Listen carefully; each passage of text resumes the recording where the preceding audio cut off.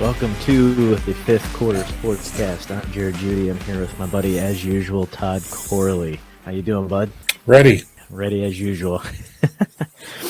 All right. Well, with that being said, let's jump right in.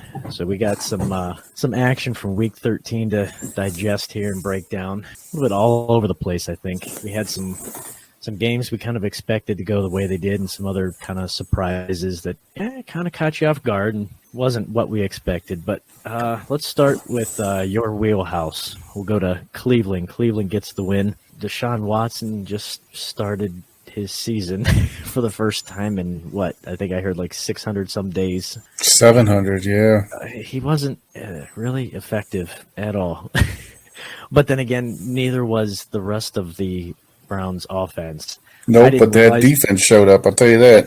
Well, that's what, I didn't realize that until I went back and looked at the stats, and I'm like, there was no offensive stats really at all. Like, Chubb was completely ineffective, no receivers. Deshaun Watson looked like a rookie, which I guess that's to be expected having that many days off, but this offense looked rough compared to when they were running with Brissett. But man, I'll tell you right now, Deshaun Watson was in strong midseason Russell Wilson form.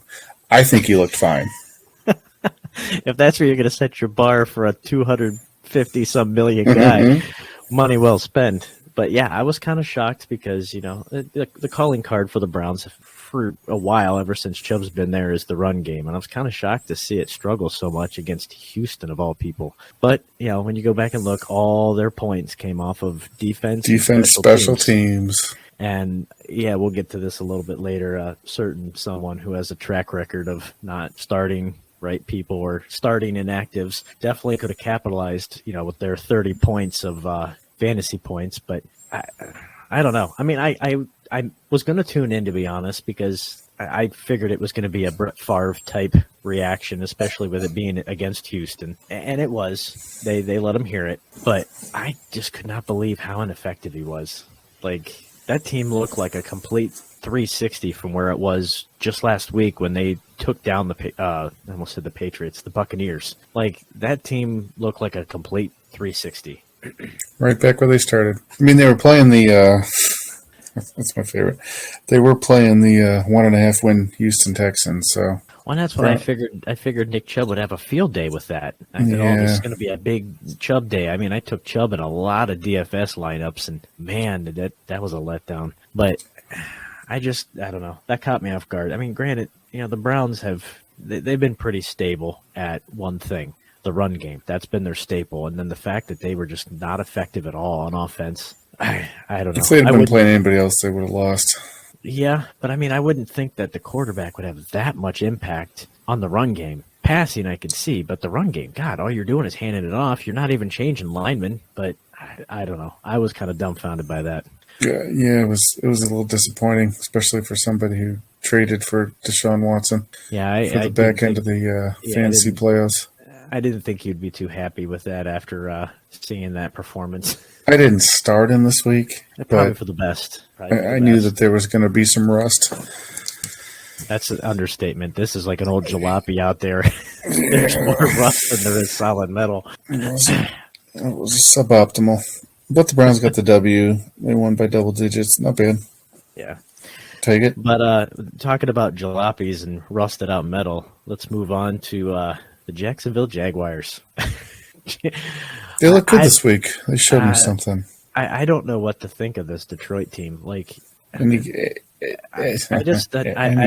week. Yeah, well, but I mean, Detroit has been, at this time, usually in the season, they're a complete dumpster. They're usually 5 wins below 500, and they're pretty much, their season's over. And they're actually, right now, just a game, maybe 2 games out of a potential wild card spot. Like, I did not see that coming. But the fact that they're hanging so many points up on Jacksonville and all these teams, I mean, that's not the typical Lions. Now, granted, their defense is struggling, but this offense it's humming.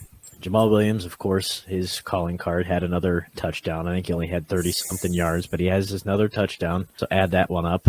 And then Amon-Ra St. Brown just had a field day. Like, that was his that's what you signed him for. That's what you got him in the building for. DeAndre Swift looked like the DeAndre Swift that some of the show drafted in the second round. He was looking like the DeAndre Swift who was healthy and what should have been happening all season. When he's healthy, he's second to none. But He's a bad dude. I feel like he kind of has the Dalvin Cook effect, where he's got that injury-riddled tag over his head, and he just has the hardest time staying healthy. He's had that problem since he's came into the league, but when he's healthy, man, he's phenomenal. And if you can just get him, a couple weeks in a row, that's the problem. It seems like when he comes back, he doesn't stay back. Yeah, that shoulder probably fall off this week. Well, that'll be fine. He went 14 to 62 and a touchdown. So one of two things are going to happen. He'll probably get hurt and be out, or he'll have like 3 carries for 10 yards. And Jamal Williams will have like 5 goal line carries, one or the other. That's right. 15 yards, 3 touchdowns. Jamal Williams is the goddamn Travis Kelce in the NFL. He's the Travis Kelce of running backs. I was just waiting for that analogy. I was going to set you up. But you beat me to it. Didn't have to. You open that door a crack. Yeah, you don't waste time. Breaking that goddamn thing right down. Well, it's a good transition because with breaking things down, we'll talk about let's move to the Eagles and how much they keep breaking down the Bengals, and how much they keep breaking down Kansas City. For whatever reason, Kansas City has no problem running through teams. They cannot seem to get their ducks in a row whenever they face Cincinnati. Cincinnati's beat them 3 times in a row. I don't know if it's Joe Burrow. I don't know if it's Mixon. I don't know if it's Chase. I don't know if it's the Chiefs. But for whatever reason, every time they match up, they can't pull it out. But yeah, I saw the stat where they said obviously it's the playoffs, postseason, which coincidentally happened in 2022. But I thought it was funny that Joey B had beat the Mahomes and the Chiefs 3 times in 2022. Love it. I love it. I can't stand the Chiefs. Oh my God. It runs through. If you look at their schedule this year, though, Bengals own them. They haven't beaten the Bengals. They lost to the Bills. They barely beat the Raiders back when the Raiders, forgot that they had Devontae Adams. Yeah. That was probably pre-Josh Jacobs. I was going to say they forgot Josh Jacobs was on the bus. I'll tell you right now, I bet you, you get a Vegas KC matchup again here. It might go the other way. It might go I'll tell you right now. Yeah, week 18 is going to look real interesting there at Las Vegas. I hope so. I hope so because I don't want to see another Devontae Adams, cameraman push. I don't want to see a game end like that. Yeah, for whatever reason, I don't know what it is, but I like it. I like seeing some adversity for Mahomes. It almost feels like it's the start of another potential Brady Manning type rivalry with Mahomes and Burrow. Like they just seem like they're going to be getting matched up against each other as long as both teams kind of keep their rosters together. That this could be a budding rivalry, even if it's not in the regular season, in the postseason for quite some time. Because both teams have very young rosters, with the exception of, I guess, Kelsey on the other side. But they're all relatively young. So it'll be interesting to see where this goes. Be good, yeah. And don't forget the Bills. I was going to say, you throw the Bills in that mix. That's and same thing with the Bills. You got a lot of young talent there, too, with the exception of Von Miller. I think he's probably one of the oldest guys on that roster. But, yeah, I mean, you got a lot of young talent between those 3 teams, and they're going to stick around. Hopefully, those teams stay intact for quite some time. But talking about young guys, let's transition to a slightly less young player, Matt Ryan, and the Indianapolis Colts. They forgot how to play offense, and they forgot how to play defense as well. And I think it's safe to say they forgot how to play special teams. That team, I don't know. I don't understand that team. Like, how do you have somebody like Jonathan Taylor and you're that ineffective? I'm just dumbfounded. I'm dumbfounded. Granted, Matt Ryan's not a young spring chicken anymore, but my God, he looks like he aged 7 to 10 years the day he signed the contract coming from Atlanta. Like, he just looks like he can't function at all. And I don't know if is that the downfall of the offensive line? Are they struggling? Is that him and his skill set just diminishing? Skill players aren't on the same page with him? I don't know, but that whole thing looks dysfunctional. Yeah, a little bit of everything there. he should have hung it up, man. I'm just wondering when Saturday's going to yank him.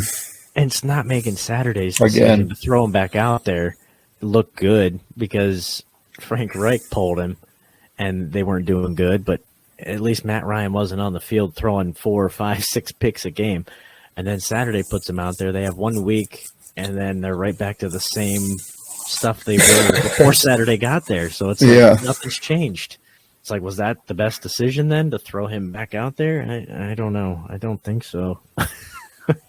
Yeah, I don't know how much it would have mattered this past week. But Saturday can't go back and take him back out again, can he? Because that's just going to even further put that team in a dumpster than what they already are. Probably should. You probably should just.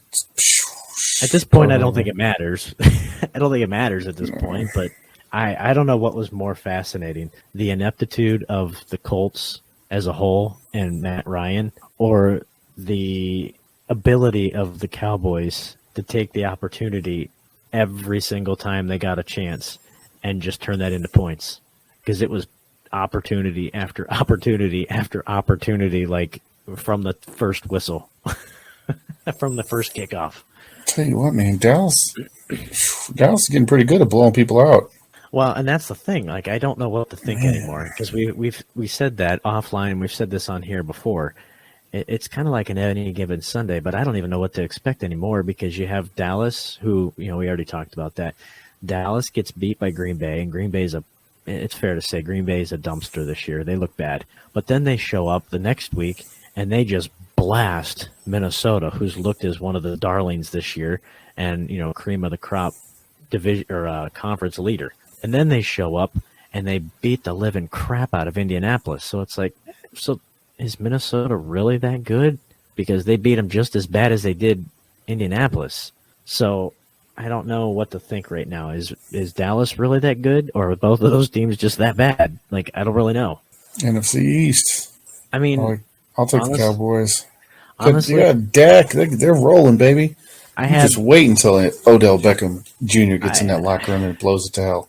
Well, not when Jerry Jones is making him do physicals and tryouts and everything else. It's going to be great. He's making him audition. That's right. Leonardo DiCaprio doing a dry read for Titanic. Leo don't read. Yeah, that's about it. But yeah, I think we can put a pin in the Indianapolis game. That thing was a complete disaster. It was a shit show. It was from the Indianapolis standpoint, I don't know what you would hang your hat on as a positive in that. I guess maybe that you didn't get beat more. I don't know that it was only 60 minutes. Otherwise, I don't know where you look as a positive. But looking at the another, I guess I don't want to say a dumpster, but another struggle and a hard watch was Tom Brady and the Tampa Bay Bucks. God, that was. Oof. I don't know what's going on. I don't know what's going on with all these veteran quarterbacks. Like, Rodgers is struggling; he's beat up. Tom Brady, he's now newly divorced, and he's playing like he's 107 years old. Matt Ryan forgets how to hold a football. But the fact that Tom Brady and the Bucks have essentially the same offense they did last year, and they trailed for like 59 minutes and 57 seconds of that game, was just mind-blowing to me. Like, I don't know. I don't know what to think of that. And the fact that they're leading... They didn't run the ball at all either, so I don't know. And they're leading the division. That's the sad part. They're leading that division, and that's how bad they are. That's disgusting. Shitty division. Well, that's an understatement. It's like the fucking worst division. Ugh. Yeah, it's disgusting. I mean, it got a little better this last week after, somebody left town. But, Well, that division right now might be worse than the NFC West when Seattle hosted at 7-9. This might be a worse division than that at that time. Like, they just look horrible. They just look horrible. And I just, the fact that they were in the NFC Championship game a year ago, and they look about as bad as the Rams. Both teams have taken a complete 360 step backwards. Like, they couldn't be more opposite at this point in the year of where they were last year. I mean, I'm not. Some would say they may have even done a 180, where they went the other direction. Yeah, I guess if we're gonna get, if we're gonna bring math into this podcast, I guess, yeah. Please, I think of Nobody Vice ever Action said Hero nobody for ever you said movie math fans out was there. nobody ever said that Oh, Schoolhouse Rock and math was a strong suit here. that's true. But yeah, that was kind of the breakdown, I guess, of those games. So we had a poll that we put out and start a new segment here. Give Todd a reason, as if he hasn't anyway. Poll of the week: which NFL game / player gets the cheers of the week? It could be a player, it could be a specific play, it could be a team, it could be a game that just was awesome game. Your choice. But the poll we put out was Philadelphia and AJ Brown in general, just having a phenomenal game. You could also substitute that and put Jalen Hurts in there. I mean, he blew up. Detroit, we already kind of discussed, and Amon-Ra St. Brown was probably the best option there. Cincy, I mean, everybody kind of played their part in knocking off the Chiefs. I specifically went with P. Ryan or Dallas. You could go with the entire Dallas D, but I kind of looked at Malik Hooker. I don't know if you had something else, but what's your take? What's your cheers of the week, bud? I got to go with the guy that got his former GM fired the week after torching him. AJ Brown, baby. AJ Brown. All cheers to him. Cheers, bud. I went with Dallas. I guess the entire Dallas D and Malik Hooker. Granted, AJ Brown's been pretty phenomenal for the most part of this year. And Dallas D's been pretty phenomenal, for the most part of this year. But it's not all the time you see one specific player have an interception and a fumble recovery and a touchdown all in the same game. Like, that typically doesn't happen. Now, granted, I guess if you played Matt Ryan 17 weeks in a row, you'd probably get it more. But the fact that, that was a pretty impressive thing. And I guess you had plenty of options. So my cheers of the week went to the Dallas D and Malik Hooker. So cheers, bud. Yeah, baby. What are you drinking there, Jerry? I wouldn't patronize it, but we got this advent calendar of 24 beers, and it's been nothing but IP City here. But this one actually is not too bad. It's a peanut butter porter. It's pretty good. Probably one of the best ones I've had of the option here. Nice. Not too bad. I dig it. I like it. What do you got over there? Sweet vermouth on the rocks with a twist. That comes in a can? Makes me think of Rome in the afternoon when the light hits the buildings. And the aqueducts. It's actually more movie buffs out there if you're a Groundhog Day fan. This is actually Saucy Brewworks 3 Hose. I didn't think you still had those left. I figured you probably polished them off. No. I took one for a test spin just to make sure I wouldn't do a spit take live on the air. Ah, nice. But I saved the other 5 for now. For our listeners. For our listeners to indulge. That's right. I didn't think we were ever going to get to that segment. That shit's piss warm. Well, we can flip it next week. But now that we got those cracked open and poured one out for the homies performance of the week, let's get into some of the breaking news. It's gonna fucking God.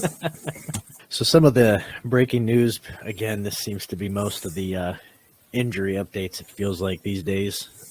Jimmy G, he's got a broken foot. I heard initially he was done for the year, and then I kind of heard that he might be back for the postseason, potentially conference championship if they make it there. And then I kind of saw something today and heard some rumblings that it's unlikely that he'll be back. So I'm not really sure what to think of that. But regardless, he's got a broken foot. Luckily, they brought him back to get him to the point where they're at, because Trey Lance went down early in the season. So had they let him go, that could have went off the rails a lot sooner. But they got what's his name? Brock Purdy. Purdy now calling the shots. Listen. Mr. Big Cock Brock is going to be the next fucking Tom Brady. I'm not saying Jimmy G was Drew Bledsoe, but I'll tell you now, Big Cock Brock, watch it. He's coming for you, baby. He's the next Tom Brady. Is that his actual nickname? I've never heard him refer to that. Maybe we'll catch it in a press conference soon. Everybody says Nick Foles. They call him Big Dick Nick. I don't know. I don't know how much truth there is to it. You don't hear about that in the mainstream podcast, but that's what you get here in the fifth quarter. It's true. You get that little extra, if you know what I mean. That's what you're coming here for. That's right. But we will move on to the next one. Lamar, he's got a knee injury. I thought I read somewhere it was a sprain or something along those lines. Harbaugh's saying he's days, potentially weeks out. We'll see where that lands eventually. But now we got Huntley as Tyler Huntley is the guy calling the shots, which I didn't realize that, but they were talking on ESPN. We have Tyler Huntley there. Do they also have Brett Hundley as well? I thought they did. I don't know. I didn't realize that guy was still in the league, but news to me. I thought once he left Green Bay, he became a journeyman to a bench to a street sweeper. But hey, who knows? Yeah, you live your dream, I guess. I'll tell you what, that little Tyler Huntley kid looks just like Lamar Jackson. Looks like a little bit smaller version. He plays like him, a little bit more fragile. Yeah, he plays like him. We'll see. We'll see how he pans out, though. But the way that Lamar plays, I mean, if he plays like that, he may or may not. He may or may not make it. We might see a Hundley sighting, a Brett Hundley. I don't know. But in that same game, Tua went down with an ankle injury. How many more times can this guy get beat around? I mean, he's getting beat literally from head to toe at this point. Hopefully a few more. I traded the only share of him that I had in a fantasy league, so he's dead to me. Well, then I guess it doesn't matter at this point. That's right. Not quite as satisfying as seeing a Baltimore Raven go down, though. I don't ever cheer for injuries, but... You're not going to shy away from them either? No, I wasn't shedding any tears. Let's put it that way. Moving on, we got Kenneth Walker, the second running back to go down for Seattle with a ankle injury. What did I didn't have any shares of him, so I'm not for sure what his injury was. But what was Penny's injury? Was it ankle or was it knee? I'm pretty sure. I think Rashad Penny broke his fibula or tibia. Okay. He broke it. I think he broke one of the lower bones in his leg. For some reason, I was pretty sure. It was I don't know. I honestly have zero clue. But for some reason, I was thinking it was an ankle injury. I was going to say, so they lost two running backs back to back in the same season with an ankle injury. But I don't know what Penny's injury was. But that's still who's the next man up for them? They've got Homer and DJ Dallas. Travis Homer and DJ Dallas. Where was Dallas before? That name sounds familiar. He was actually he was with Seattle before they drafted Rashad Penny. I kept thinking he was with somebody else for some reason, but I don't know. Hey, next man up. Hopefully they can get it going because that offense has looked pretty darn good. I mean, Geno's been a stud for the most of the whole year. Geno's been a revelation, dude. That guy, oh my God. Yeah, Pete Carroll can't be happy enough. That Team 3 is a few states over. But fibula. I hope. Fracture. Okay. For Penny. I absolutely don't like Seattle, so I shed no tears for Seattle. But it would be nice to see that team continue on that trajectory. I mean, especially for Geno. I've always liked Geno. I just felt like he never got an opportunity anywhere because he was always a backup. But I've always kind of pictured him as a more athletic Teddy Bridgewater, where he was always backup to backup to backup. But I hope they get it figured out, and I hope they continue.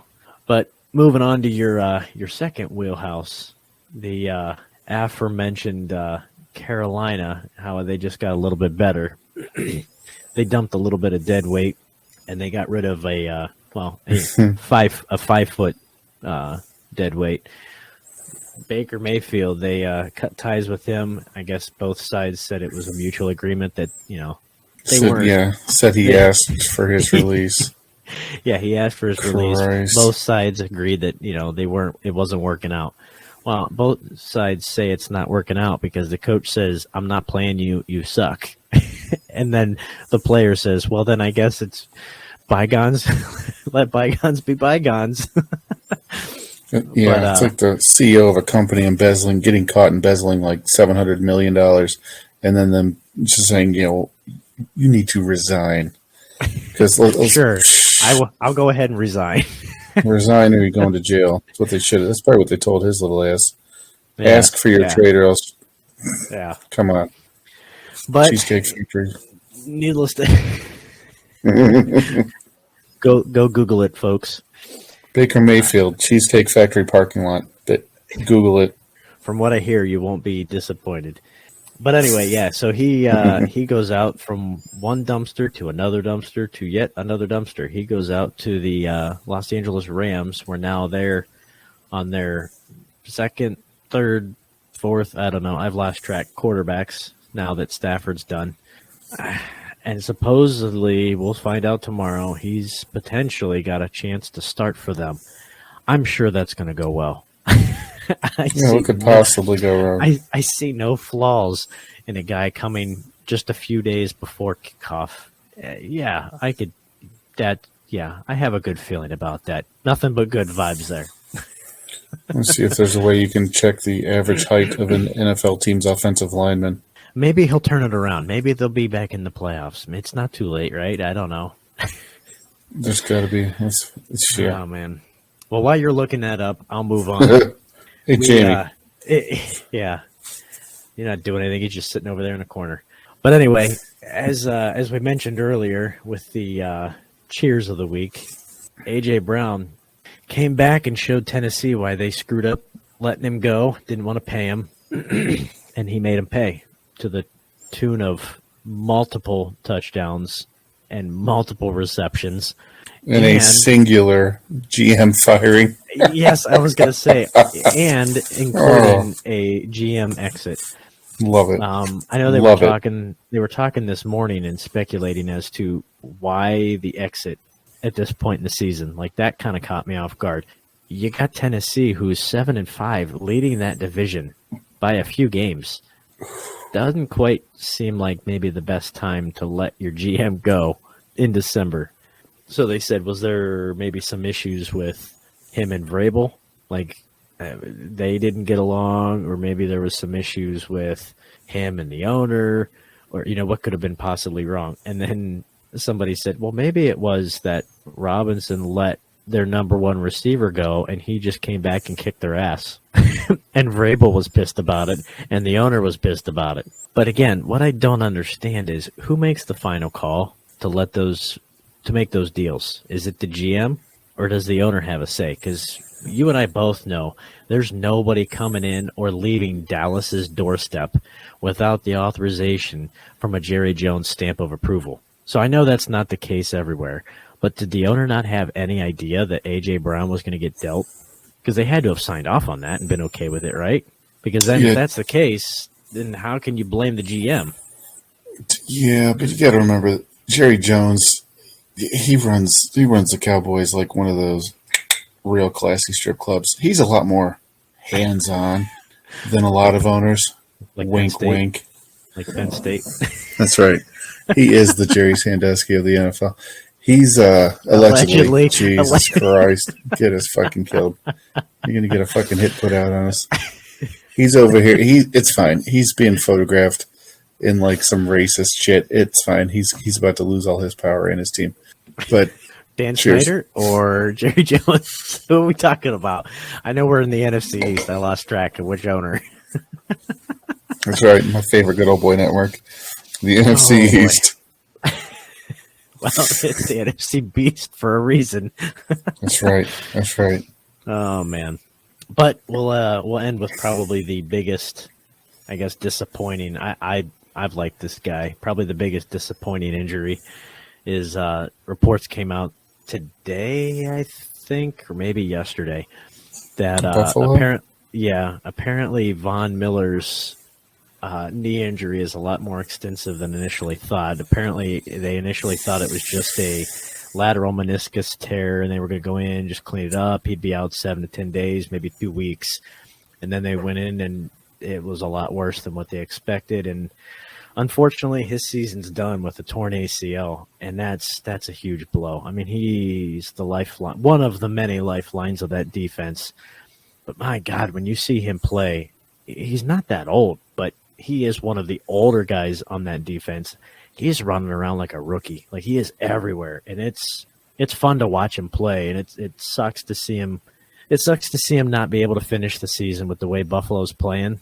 And if he could potentially get back to a Super Bowl with Buffalo, I don't know what the record is for players having multiple rings back to back with multiple franchises, but that would be pretty impressive, at least in my opinion. But yeah, unfortunately, his season's done. That sucks. Season 22, Dancing with the Stars. Is that where his future is? That's where I remember him from. Oh, okay. And Denver with this guy. I'm a big. For truth be told, I just hop on this podcast for shits and giggles. My heart's really in Dancing with the Stars. Fuck you, Tyra Banks. You know what you did. Do you have a Dancing with the Stars podcast you follow? I actually write Dancing with the Stars fan fiction. For those of you, you have a video. You have a video blog, don't you? I do. I absolutely do. I don't doubt that for a minute. But one last, I don't know if you want to call it breaking news, but they mentioned it on the Manning cast that apparently breathing dummies. Yeah, one more so than the other. It's true. I've never personally liked either one of them, but there's one that I can tolerate a heck of a lot more than the other one. Eli stinks. But anyway, apparently Peyton and Eli are going to be head-to-head coaches for the flag football Pro Bowl game. Yeah. I don't know about you, but I was unaware that this is the first of its kind. I thought that the Pro Bowl's been doing the flag football format for quite some time now with the way this is the first time they're calling it what it is. Yeah. Oh, so this is the first official one. We were just trying it out for the last decade. Is that way? Now it's official? Because let's be honest, I haven't seen. I remember watching highlights of, was it last year or whatever, and there was, I don't even remember who it was, but there was a defensive lineman who literally just ran right by the ball carrier. It was like, oh, look, there he goes. Do you want me to clear a path for you? Like, it's such a joke. Just get rid of it already. I mean, don't get me wrong, when we were kids, I liked watching the Pro Bowl. It was cool. You see the red and white jerseys, or the red and blue jerseys, and everybody had their own individual helmets, and it was conference versus conference. It was cool. The whole thing is a joke anymore. It means nothing. Players don't want to play in it because they don't want to get hurt. There's no incentive to play. Like, just be done with it. It's pretty sad. Yeah, it's. I miss the old and I thought they started those back up again. The old skills competitions. Well, I think they had the quarterback accuracy and I think they're doing that over the week. I think the week of the Pro Bowl, they're doing that stuff leading up to the flag football two-hand tap competition. But just get rid of the game. The game means nothing. Nobody cares. Nobody wants to play in it anyway because there's no incentive. And now with it not being in Hawaii, even less people go. Just do the skills challenge. I want to see Tyreek Hill and Micah Parsons. I want to see them race. I want to see. Yeah. I mean, I know they already did. I know they did. Yeah. But I want to see. I want to see Josh Allen try to throw a ball 90 yards into a bucket. I want to see stuff like that. Because I just wish when they did it, the races and shit like that, last year when they did the Nick Chubb, Tyreek Hill, Micah Parsons. And is that who it was? Yeah, I know it was Micah Parsons and Tyreek Hill. I couldn't remember who it was, but I didn't know Chubb was. Nick Chubb. Well, Tyreek Hill was racing in his prison-issued flip-flops, so he pulled up at about the 5-foot mark. But Micah Parsons did actually. You could tell Nick Chubb and Micah Parsons were actually trying, and Parsons did beat him in whatever the distance was. But the one thing I hope they don't bring back, and I know they won't, is I don't know if you remember this. The NFL Pro Bowl beach volleyball game. That was disgusting. That was the worst thing they've ever done. Dude, that was so stupid. 23 years ago, Robert Edwards, young up-and-coming stud running back for the Patriots, tore every ligament in his knee playing in that stupid fucking game. There's no point to it. It has absolutely nothing to do with the game of football. It doesn't have anything to do with football. It sounds fun.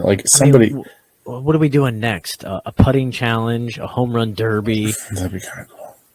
like ping pong. Like, what's the point? I don't get it. It's such a joke, and all it is an excuse for people to potentially get hurt. That's why the guys don't want to do it. Make it worth their while, or just quit. Just stop. Like, I did like when they used to do like the NFL's Fastest Man, like back in the day when I was a kid, when like Darryl Green was winning it every goddamn year. I think that would be cool. But it was. But I remember when. Do something like that and add an incentive to make the guys actually want to give it a full effort. Like, hey, I don't know, even if it's not a full-fledged, purse of money, whatever, a charity donation, something. Give them some sort of potential. Because if you're just going to say, hey, guys, we're going to come out and play dodgeball, and then you're going to think, ooh, an NFL Pro Bowl dodgeball game would be fun. Well, they've done that already, haven't they? I think maybe. I want to see it again. I don't know. I haven't watched the Pro Bowl since 1989. But I mean, you're going to think like, okay, you're going to have, I don't know. Do you think Tua's going to go out there and do dodgeball versus J.J. Watt? Doubt it. I highly doubt it. A bubble on his head. Yeah, the bubble will be the ball coming at his head. Jesus Christ. But I mean, one shot away from. I stopped watching the Pro Bowl because I used to watch it, even if it was on in the background. I used to watch it just out of sheer tradition. The last time I watched it, I think it was it Joe Thomas took off and ran down the field for a touchdown one game. I could be wrong. I don't remember. But then I remember somebody scoring, and I saw Drew Brees drop kick a point after or a field goal, one or the other. And I'm like, I'm done. This is stupid. This is so dumb. Like, it's not even – we're not even playing by the same rules. Like, this is a joke. I'm not expecting people to go out there full bore, taking people's head off like you would in a playoff game. But, my God, we're not even tapping anybody. We're just watching them run by. Yeah, it's silly. They needed to completely change it, call it what it was. Well, and I know, listening to ESPN Madison, they have Mark Tauscher on there, and he said, I mean, that goes without saying, obviously, for anybody, not even a football player. The biggest incentive for a lot of guys was when they had it in Hawaii, because they were like, going to Hawaii, yeah. I get to go on vacation, take my family, whatever. Well, then you brought it to Orlando. Nah, I don't want to go to Orlando. We already play the Dolphins, or we play Jacksonville, or we play Tampa Bay. Like, I don't want to go to Orlando. So if you put it back in Hawaii, you're put it someplace you don't typically play, you're going to go. Make that shit interesting, man. Send it over to Ukraine. I want you to give them something to enjoy. You know what I mean? Dodge the landmines. Listen, if you can dodge a mortar, you can dodge a ball. Can we send him to Qatar? Send him to Qatar. I hear that everything there is on the up and up. Qatar is lovely this time of year. I hear. Minus all the other football that they've got going on. I hear it only reaches like 100 degrees once or twice a day. Awful. God, I'd rather come to war-torn Ukraine. Send me the fucking Middle East. I don't know. But, God, send me to South Florida during bullshit. Ugh. Don't send me to the Pro Bowl. I remember Tony Gonzalez the one year throwing a little temper tantrum because the ball's coming out of, I don't even know if they were jugs machines. I think they were like high school kids throwing them to him, and they were coming too fast. He's like, I'm done. Well, no more. I thought you were going to go a different angle. I thought you were going to say that Tony Gonzalez was complaining because it was too hot. I was going to say, wait, the guy that's on Thursday Night Football covered in a blanket now all of a sudden complains when it's too hot. So he's out there wearing that South Californian soft ass is out there wearing a Snuggie, a pair of isotoners, and a thermal goddamn electric blanket, complaining about the cold in like where the hell he could be in Atlanta and he could be complaining of Jesus Christ. It's not even winter yet. And it's funny because he's covered up in a blanket like it's, a 3-year-old, and you have Carissa Thompson sitting right next to him with like a jacket and gloves, and that's it. And then to think you got the Watt brothers, JJ, Derek, and TJ, jumping in Lake Superior or whatever in the middle of freaking winter in an ice bath with a pair of shorts on, and they're just hanging out in basically a cold tub. And then you got Tony Gonzalez covered up in a parka and heating blanket and everything else. What you didn't see was Carissa Thompson asking old Tony for a fucking tampon in between the commercial breaks. Allegedly. What a fudge. You know what? I'm not. Yeah, when you say allegedly, I'm good authority. I'm taking this one for the team. Well, we need to get that source on the podcast to discuss. I'm dying on that hill. I'll tell you right now. Harbaugh, granny panties, Tony Gonzalez, heavy flow. Every 28 days, monster flow. That's why he's so tired. That's why he's so cold. He's fucking anemic. He's got that fucking abnormal uterine bleeding. He's anemic. You heard it here first. Well, you heard it here first. But that being said, I literally don't even know how you transitioned from that, but I'm gonna try. Give it a shot. So let's move on to the studs and duds. Oh. All right. So the poll we had out, the studs and duds. We had Jalen Hurts, Joe Burrow, Devontae Adams, A.J. Brown. Honorable mention would have been the Browns' defense had a certain someone who also liked to start Zeke when he was inactive, would have started the Browns. It would have been, relevant. But as of right now, it shows 40% for Jalen Hurts, 40% for Devontae Adams, and 20% for A.J. Brown.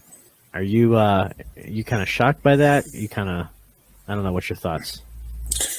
Black and white, purely number standpoint. Jalen Hurts and Joe Burrow, they're quarterbacks though. It was sort of it was like a down week. There wasn't like a big Joe Mixon, Travis Kelce, Taysom Hill. It wasn't like a big. Nobody had 3, 4, 5 touchdowns. Devontae Adams looks like the Devontae Adams that they invested in, so I get that. This guy voted for A.J. Brown because, again, dude, balled out. Got a GM fired, for God's sakes. That's got to be worth something. The guy that traded you got fired because you beat the shit out of his team. How do you not vote for that? I could see, looking at the numbers now, when I went back and looked at the stats and kind of compared. I mean, Jalen Hurts has just been a freak all season. So how the hell is he not getting drug tested? Miles Garrett gets drug tested. He goes sleeveless. Shit. Yeah, he's been a freak all week or all season. So, I mean, it's no surprise that he's going to be a stud. And just given the week that him and the Eagles had, that kind of goes hand in hand with A.J. Brown, in my opinion. If Jalen has a pretty good week, chances are A.J. Brown's going to probably have a pretty good week as well. Then again, Devonta Smith also he also ate that game too. Joe Burrow, I mean, yeah, he got the win over the Chiefs, but he didn't have like the most flashy numbers where it was like, oh my God, crazy outlandish numbers. He just got a win over Pat Mahomes and the Chiefs, which I'm not downplaying it, but compared to Jalen Hurts, I didn't think that his stats matched up. I voted for Devontae Adams just for the sole fact that early in the season, the Raiders looked like a dumpster. They were struggling. They couldn't figure out how to get Devontae involved. They couldn't figure out that Josh Jacobs existed. And the last 3, 4, 5, maybe 6 games, it's been nothing but Josh Jacobs and Devontae Adams every single game. And the fact that he had almost 200 yards. He had, 170 something, 177, whatever, for, again, the second week in a row. And he had 2 touchdowns. I think he had 13, 14, 15 targets, something like that. Like, that's just – I picked him just because they're finally starting to figure out how to utilize him.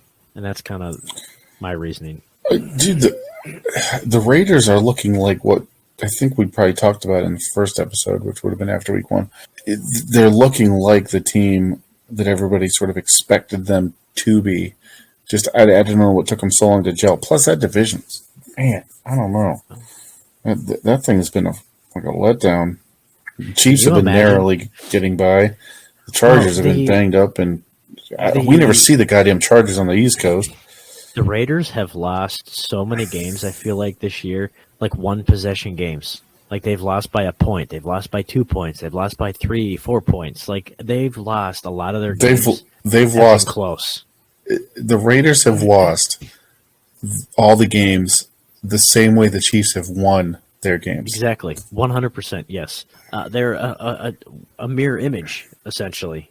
Just I just think if they could figure out how to get this production at the beginning of the season, yeah, they could be leading that division over the Chiefs at this point. With the way the Chiefs have lost to teams they have no business losing to, like, I don't know if it's too late at this point for the Raiders. I don't know.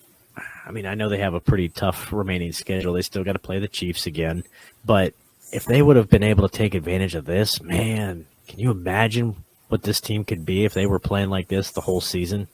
Man. I'll tell you what, man, they're going to tee off this week.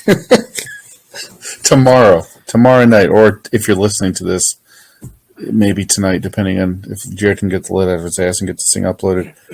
Well, let's just say if things go the way they've been going, Devontae Adams is going to eat Jalen Ramsey's lunch. It could be. It's going to be special.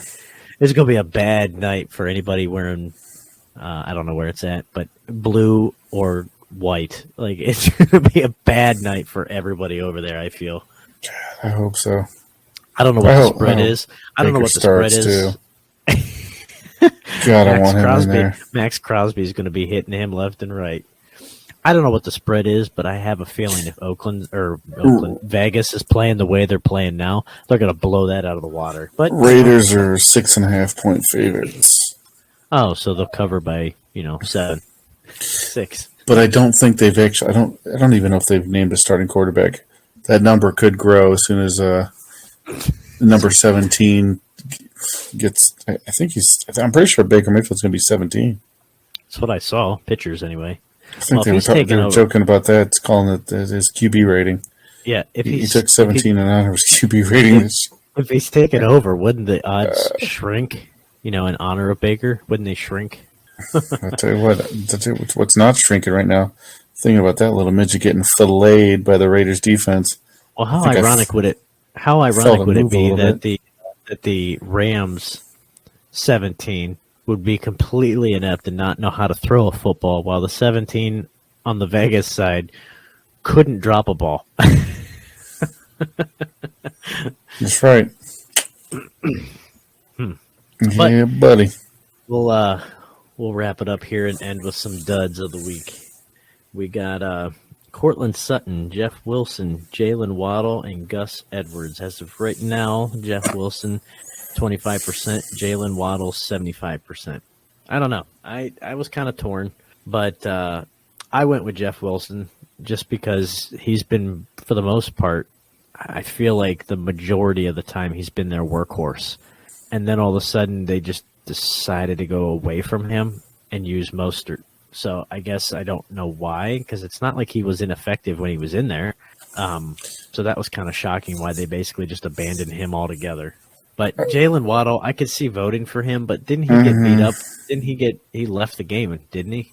So did Cortland Sutton. I mean, Cortland Sutton. See, I never like voting for the guys that get injured because obviously the production is going to be, hand in hand. Yeah, I put it in there. Usually I'll vote for the guy. Like if you're one of those little prima donna, menstrual wide receiver divas, and you sprain your labia on the first play of the game. Look, you knew you had your period going into the fucking game. Why are you suiting up? I don't think I've ever seen an Ian Rappaport breaking news post on that. Injury post. And you might not either because of HIPAA and everything. But I don't really care about any of that. Does that make ESPN Fantasy Football Focus like the lineups? Like, well, take this guy out of your lineup. Exactly.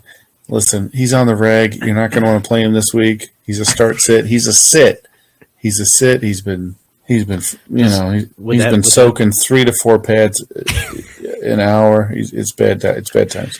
I feel like we've came full circle right back where we started. You could say we've done a 360. I've tried so far. I've tried so far to avoid and get right back onto the next topic, and yet somehow we keep We keep getting right back into this. Shit. Oh, man. Yep. Well, all right, kids. With that being said, I think that'll wrap up another episode here of the Fifth Quarter Sportscast. You got anything else? I don't even know why. I don't even want to know.